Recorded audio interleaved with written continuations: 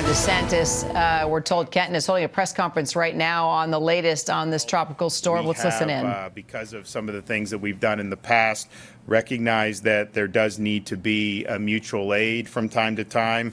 We did sign legislation recently ensuring that utilities seeking state support for power restoration are willing to accept this mutual aid. It's really important. We're ready to assist. We want to assist.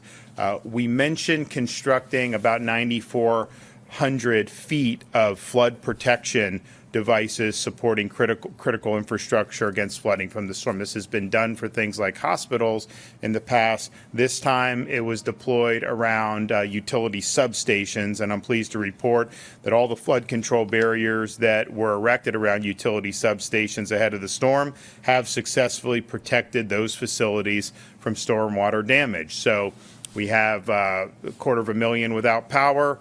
Probably would have had more if not for that. So I think that that was successful deployment of resources. They also protected lift stations, bridges, residential areas, animal shelters, and healthcare facilities. We have both the National and State Guard on the ground conducting reconnaissance, damage assessments, and route clearance missions. Now, this did not bring the catastrophic hurricane force winds that we've seen in previous storms like Hurricane Ian, but it has and continues to produce lots of water. We have reported a total of 4 fatalities. Again, these are when you're in the traffic stuff, we count it. We had 2 fatalities from a traffic accident in Dixie County, 1 in Hillsborough, which was the big rig truck, and then we did have 1 fatality of a young girl who was killed when a tree fell onto the roof of the family's home in Levy County. So as of now, we have 4 confirmed fatalities since the storm has begun. So that's obviously very tragic. We do think, though, that Floridians heeding the call of being careful, particularly on the roads, has reduced what would otherwise have been, because there's been some nasty conditions out there. So please be very cautious when you're going out. We're going to continue to see some of these roadways that are going to have water, particularly in northern Florida, and that's going to happen. FDOT is working. As soon as it's safe to do, then they will open up different portions of roads. We want people to be able to get around, but we don't want to see these accidents or anyone be put in danger. We have 3,500 service members from the State Emergency Response Team that is from the Florida National Guard, as well as the 14 rotary aircraft and 450 tactical vehicles. Of course, we have 100 soldiers from the Florida State Guard and 12 swiftwater rescue teams from Florida Fish and Wildlife Commission. There may be days after the storm passes, there may be needs because of flooding to do rescue operations. I mean, that is possible, and that has happened in the past. So we have the assets on the ground ready to do. Of course, we do have a lot of both food and water that we always have ready. We are going to be doing our points of distribution, the pods.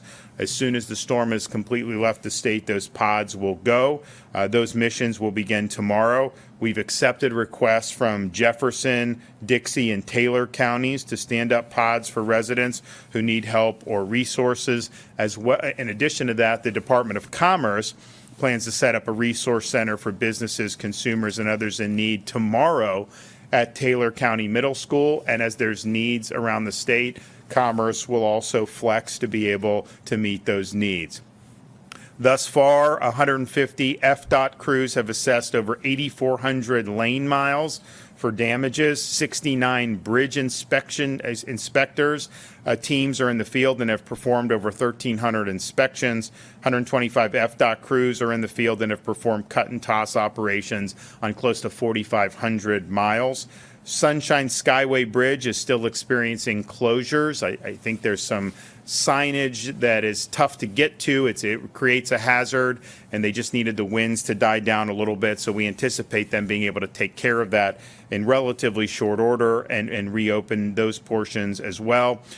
We have deployed traffic signal generators and pumps to clear and maintain the operability of intersections around the state. For up-to-date information about any road closures in your area, you can visit fl511.com, fl511.com. Manatee, Tampa, and St. Pete seaports are closed, but all are due to open later this evening, and all airports are open. So just a reminder that as we have more and more water, we are going to see flooding, particularly in the northern part of the state. Be very careful. Don't go out into flood waters. There can be hazards there. There can be debris, and there can be downed electrical cables there, which will represent a threat to your safety. And please do not go driving if roads are underwater. That is not something that's going to end well. And just take the proper precautions. If you need any emergency management information specific to your local areas, you can go to floridadisaster.org/counties. And now I'll turn it over to Kevin Guthrie. Thank you so much, Governor. As the governor said, Hurricane Debby made landfall near Steinhatchee today. All right, this is what Ron 7 a.m. DeSantis definitely does best. He's handled so many hurricane scenarios there in the state of Florida. Again, a lot of information there coming out of his press conference that he always does at least a couple of times a day during a situation like this. With us now, Jamie Rome from the National Hurricane Center, also our Kenton Jawicki, our meteorologist here, who's been tracking all the details as well. I mean, Jamie, let's start with you. Did you hear anything, he did give a lot of details, even from generators and pumps at certain intersections, so people could kind of get moving through certain intersections. Folks are being advised to stay off the road, but I guess they are making the effort to try to get life back to normal as soon as possible. What did you get from just the short time that we popped into that press conference? I think stay off the roads is the most important thing that we could possibly say at this moment, especially as the flood event starts to unfold here in southeastern Georgia and eastern South Carolina, possibly even slipping into extreme southeastern Florida. And you can see on this graphic, these little green boxes are starting to pop and fill in. That's where flooding is already starting to happen. So the event is, in fact, unfolding, and this is going to continue to fill in over the next couple of days.